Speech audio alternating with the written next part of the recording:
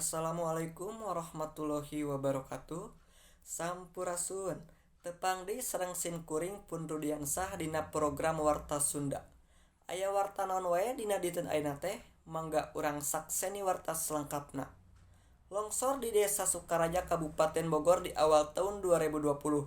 Longsor anu lumasung di Desa Sukaraja Kabupaten Bogor Jawa Barat nyebabkeun puluhan imah ruksak kulantaran katerjang material banjir di Kampung Ciputih Tonggoh Bogor. Jumaah kaping 3 Januari 2020 katembong imah-imah nu aya di deukeut gawir kaurug ku taneuh.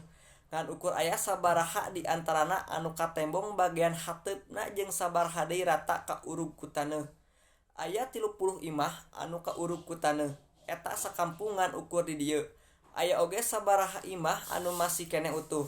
Aya oge anu ukur katempoan hateupna hungkul ceuk salah sahiji warga. Husni nyebutkeun longsor anu lumasung kasebat kajadianna dina poe Rebo kaping 1 Januari 2020 isuk. Samemehna longsor dimimitian ku lini di sekitaran jam 4. Ari mimiti kajadianna mah aya lini samemehna jam 4 subuh. Terus taneuh eta mimiti longsor teh sekitaran jam 5. Saenggeus abdi salat subuh terus taneuh langsung ambrul longsor ngurug imah-imah nu aya di dieu, cerita Husni. Kiwari sakabehna warga oge ngungsi ka imah-imah tatangga jeung dulurna nu aya di sakitaran kampung.